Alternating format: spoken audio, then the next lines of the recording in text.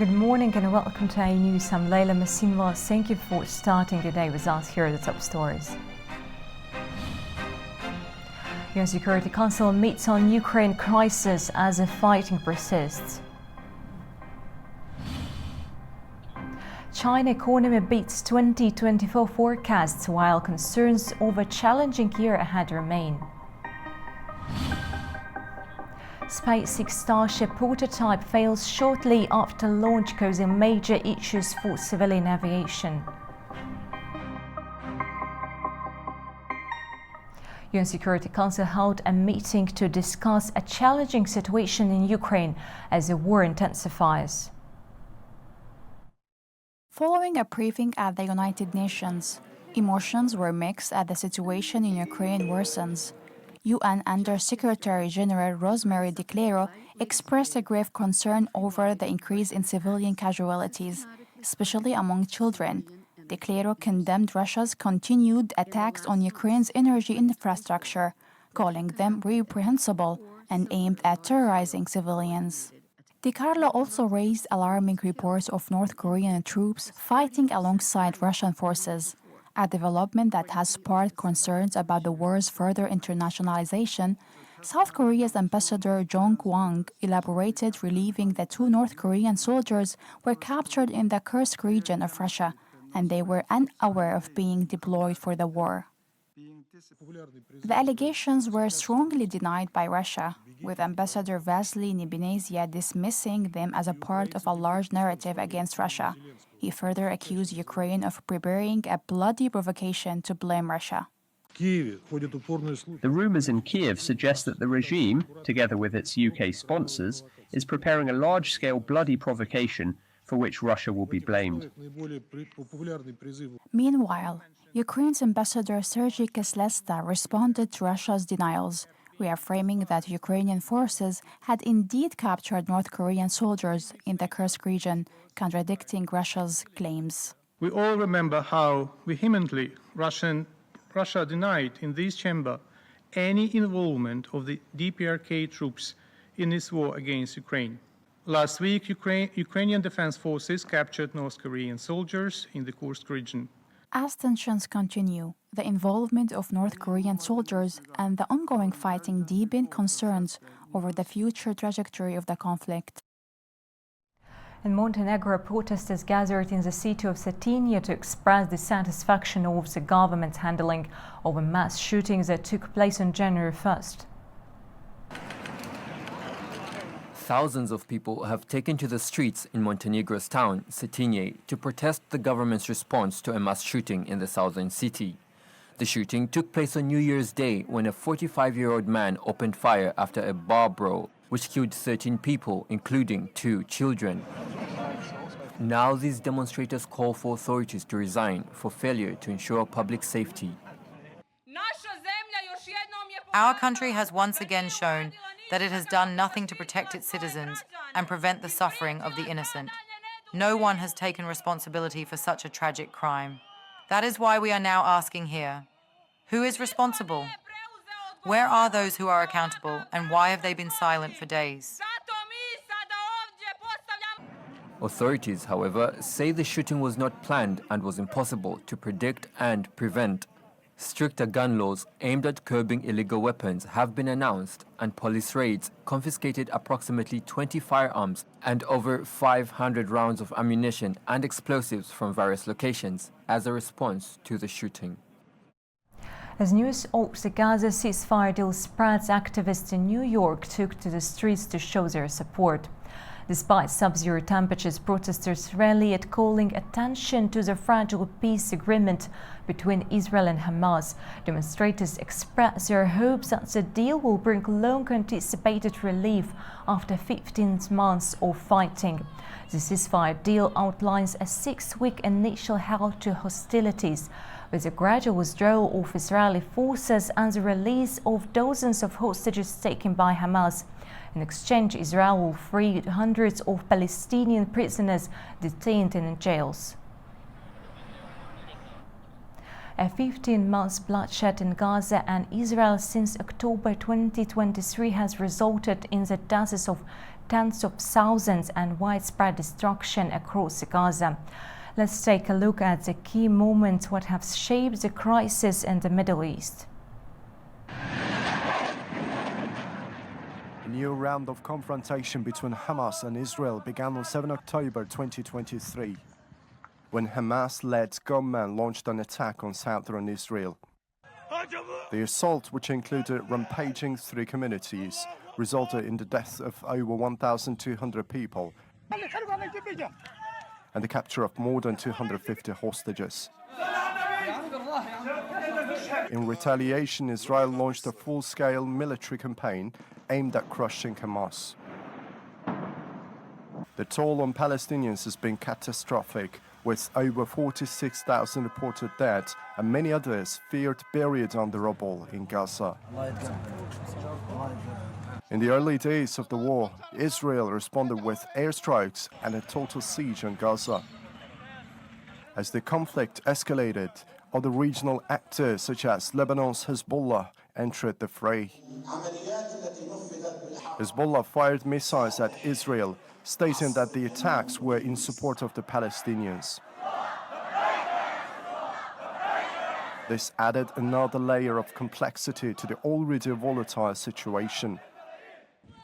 By mid-October, Israel had begun evacuating Gaza City, home to over 1 million residents, and ordered them to move south, initiating a mass displacement of Gaza's population. On October 21, international aid began flowing into Gaza through the Rafah border, crossing from Egypt. This relief, however, was insufficient to meet the growing humanitarian crisis. For months, international organizations and Western governments have urged Israel to allow more aid into the region. Despite these calls, the situation continued to worsen, with Gaza's infrastructure severely damaged and thousands of civilians trapped in the fighting. By the end of October, Israel had launched a ground offensive in Gaza. The conflict was relentless, and by mid-November, Israel's forces had entered Gaza's largest hospital, Al-Shifa, after a siege. As the war raged on, the death toll continued to climb. On November 21, a brief 7-day truce was declared, leading to the release of around half of the hostages. However, the ceasefire quickly collapsed, and fighting resumed on December 1. Throughout December, Israel launched a series of large ground operations in southern Gaza, particularly targeting the city of Khan Yunis.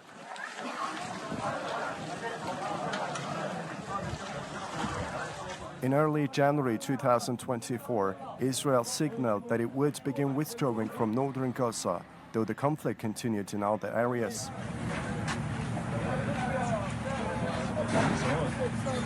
As the war dragged on, Israel faced mounting international pressure. The International Court of Justice in The Hague issued an order on January 26, 2024, urging Israel to prevent genocide in Gaza, highlighting the global concerns over the scale of the violence. The humanitarian situation remained dire, with over 100 Gazans killed in a deadly shooting incident by Israeli troops in late February. In March, US President Joe Biden announced plans for a floating pier to deliver aid to Gaza, but it remains insufficient, and the crisis continued to worsen throughout the year. In April, the war expanded beyond Gaza when a suspected Israeli airstrike hit an Iranian compound in Damascus, killing several military officers, including a top general. Iran retaliated by launching a series of missile and drone attacks on Israel. By May, a proposal for a ceasefire from Hamas was on the table, but Israel rejected it, leading to further clashes. Despite heavy fighting, Israeli Prime Minister Benjamin Netanyahu indicated that the conflict would not end until Hamas no longer controlled Gaza. However, by mid-2024, the war had not shown signs of abating. with heavy bouts of fighting continuing across Gaza, even as Israel issued evacuation orders for more southern cities.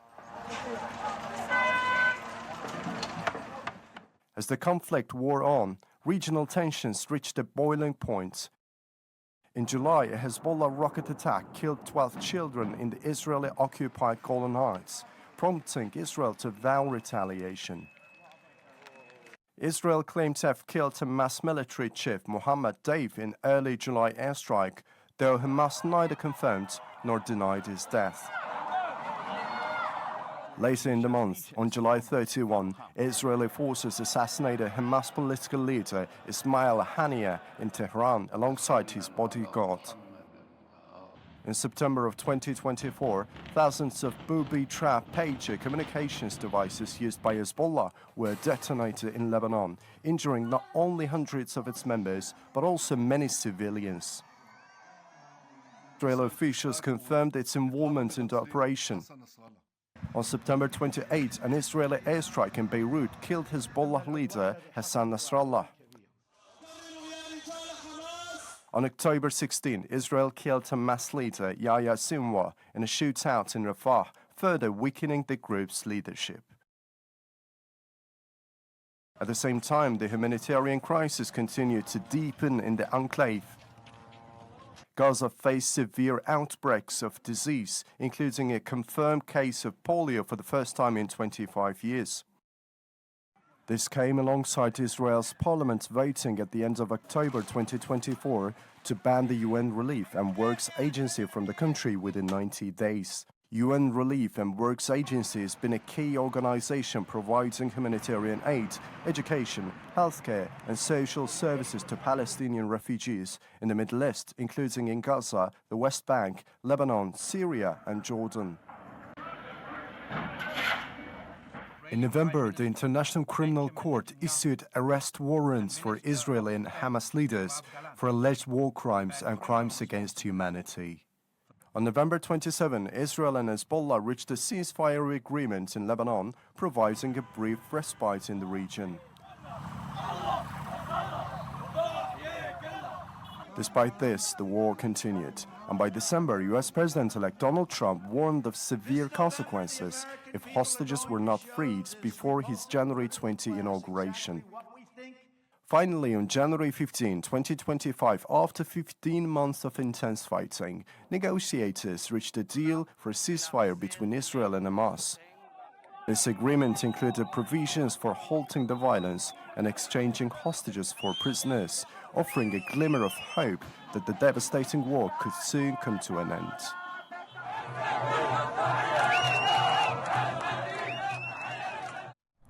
Georgian Prime Minister Irakli Kobakidze will visit Azerbaijan for the 10th anniversary session of the Azerbaijan-Georgia Intergovernmental Commission, as announced by the Georgian Foreign Minister during a press conference in Baku yesterday. The visit underscores the growing bilateral ties between the two nations and their increasing significance in their global geopolitics.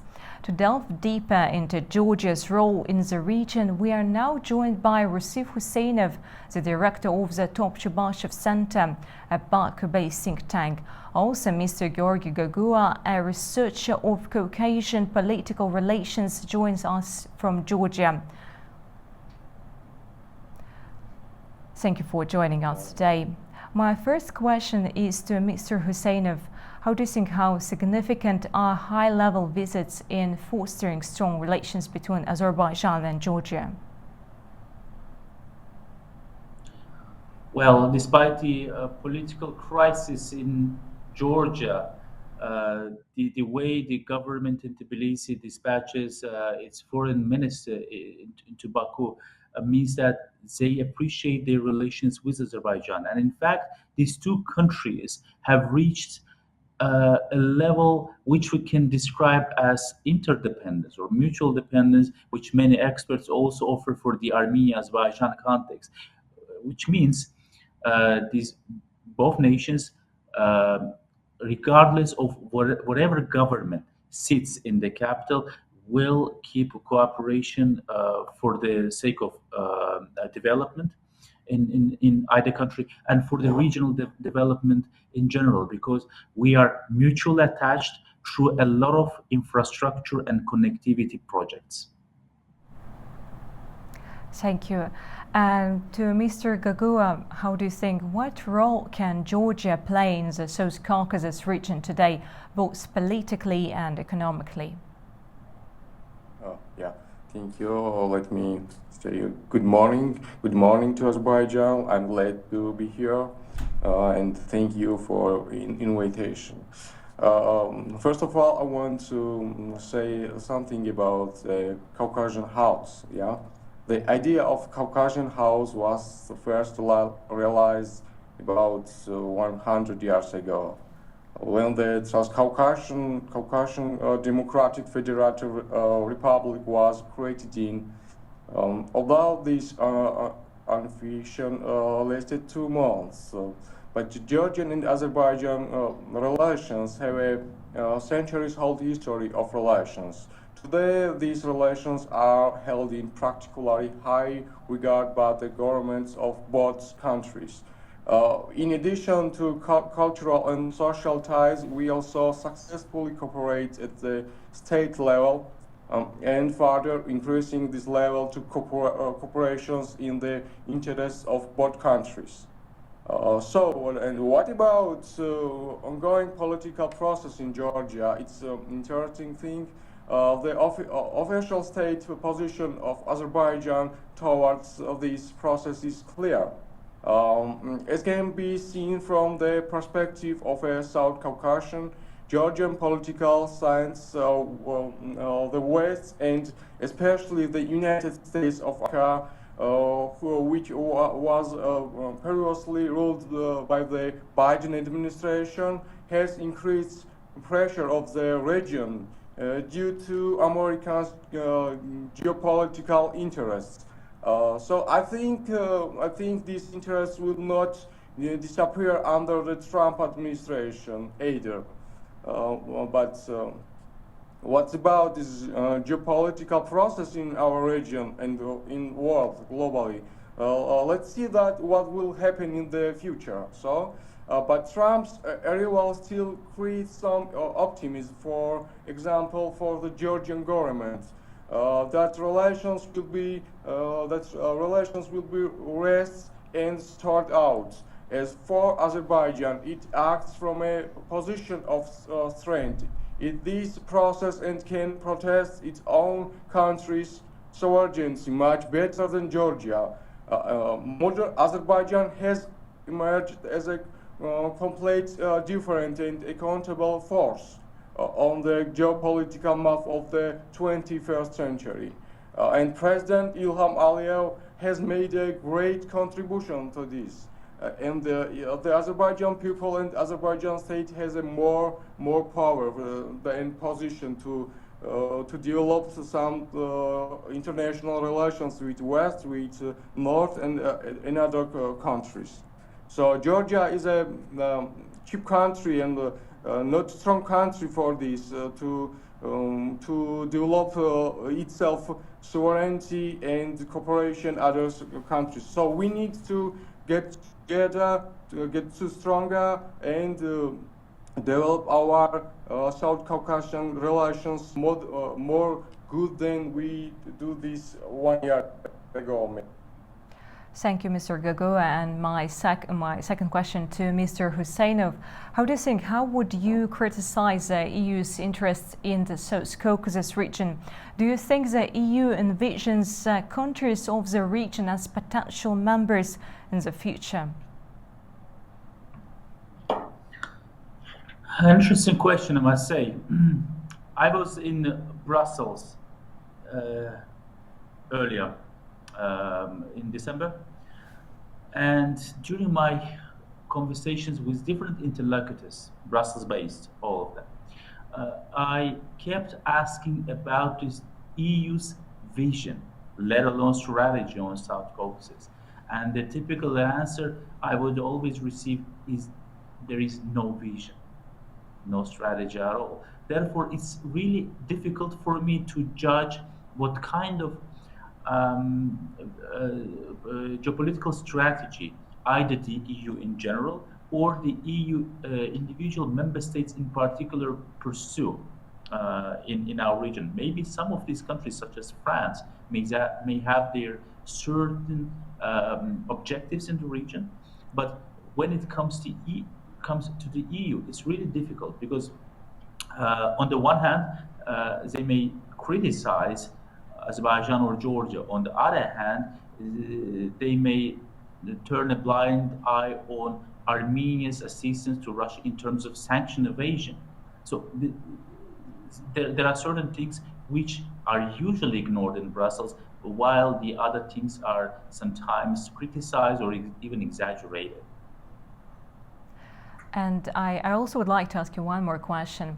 Can the EU's policies in the South Caucasus lead to divisions amongst countries in the region? If so, then how?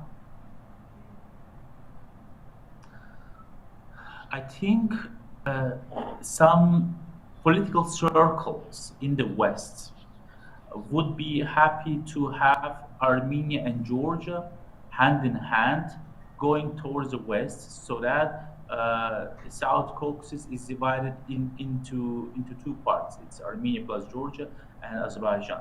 However, what is happening in Georgia is actually ruining this whole game. The region still remains fragmented in terms of domestic developments and foreign policy priorities or alignments when it comes to all three countries. This is why right now I would expect some people in the United States or the EU countries to design new policies, not only about South Caucasus in general, but also regarding Armenia, Azerbaijan, and Georgia in particular. Thank you. And Mr. Gogua, in your view, how does Georgia manage to balance its relations with neighboring countries while maintaining a Western-oriented foreign policy? Yeah, thank you for this question. The mainly strategy for our nation is a economic strategy. In the relation between states, economic interests are an important factors for close cooperation. Like Georgian and Azerbaijan cooperation, we have a good steel and good ties. For example, last year the trade turnover amount to $1 billion between our nations, between our states, Azerbaijan and Georgia. It's a we make the state which has a good cooperation history in other countries. Like we want to be the Chinese investment, also Western economic interests and circles. It's a main theme that trade relations will be our strength part for another countries' communication and relations. And Mr. Gogua, sorry?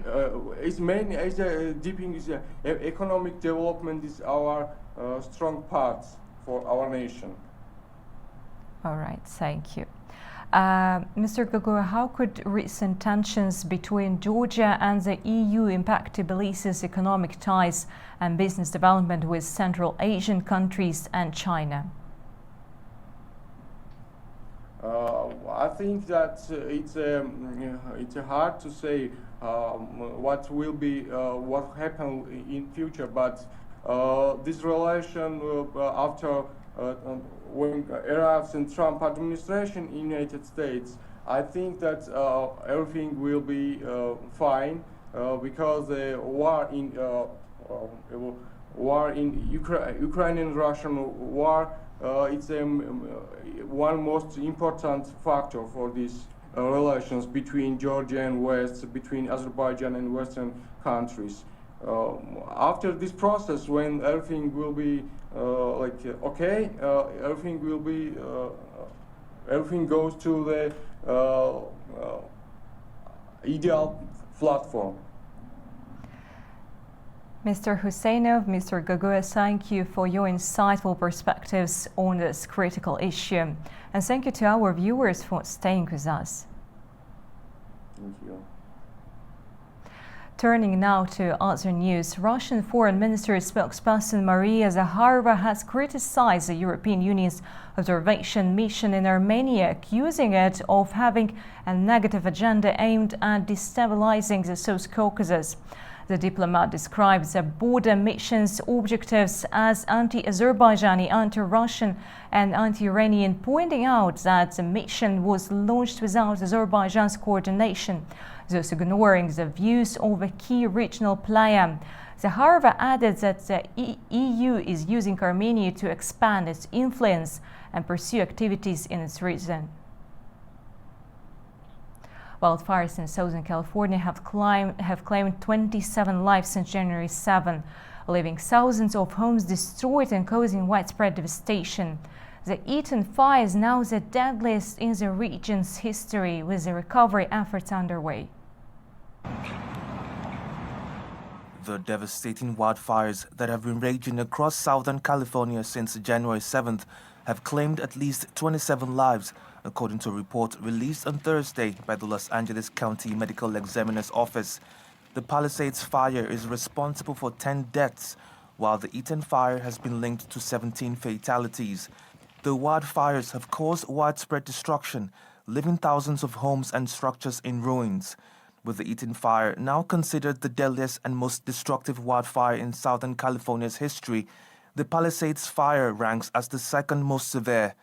The damage has been particularly devastating in the Pacific Palisades area, where approximately 510 hectares have burned, stretching between Santa Monica and Malibu. As smoke filled the skies, around 30,000 people were forced to evacuate their homes. The fires created severe traffic disruptions as people fled the area, with extreme winds further complicating the situation overnight.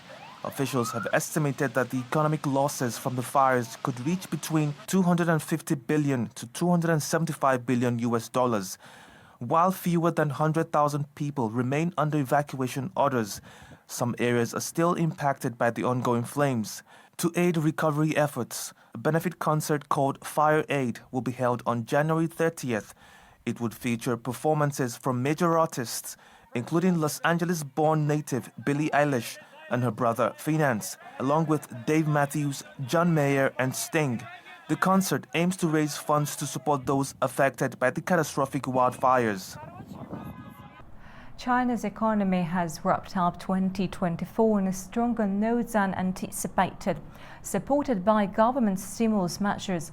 However, looming challenges, including tensions with the United States and weak domestic demand, makes the recovery prospects for 2024 uncertain. China's 2024 economic performance highlights a delicate balancing act. While stimulus measures have provided a boost, the path ahead is fraught with uncertainties, ranging from domestic challenges to global trade tensions. Data released by the National Bureau of Statistics today shows that China's economy grew by 5.0% in 2024, meeting the government's annual target. Fourth quarter growth was the strongest in over a year, reflecting the impact of recent support measures. China's gross domestic product expanded by 1.6% quarter-on-quarter, aligning with forecasts and improving from a revised 1.3% in the previous quarter. These figures highlight the impact of Beijing's stimulus efforts designed to stabilize growth amid ongoing challenges. Yet, the economic landscape remains complex. China continues to struggle with a prolonged property crisis, rising local government debt, and sluggish consumer demand. On the international front, US President-elect Donald Trump, set to return to the White House next week, has proposed steep tariffs on Chinese goods. Analysts warn that these measures could undermine the stability of China's export sector. Despite these challenges, China achieved a trade surplus of $992 billion in last year. However, yuan has faced pressure, dropping to a 16-month low. Analysts attribute this to a strong US dollar, falling Chinese bond yields, and fears of heightened trade barriers. Meanwhile, December's economic data suggests that Beijing's support measures are gaining traction. Industrial output and retail sales both showed solid improvements, aided by government efforts and preparations for the upcoming Lunar New Year. SpaceX's Starship prototype has failed in space just minutes after launch from Texas. The spacecraft lost contact with Mission Control, and the company has confirmed the loss of the upper stage. Just minutes after liftoff, SpaceX lost contact with the Starship prototype following separation from its booster. The mission, designed to demonstrate satellite deployment, ended in failure. This marks the second upper stage failure for Starship in under a year, and at least 20 commercial flights were rerouted to avoid potential debris. That's all for now, but don't go anywhere. Stay tuned to IE News for more exclusive updates. We'll be back soon.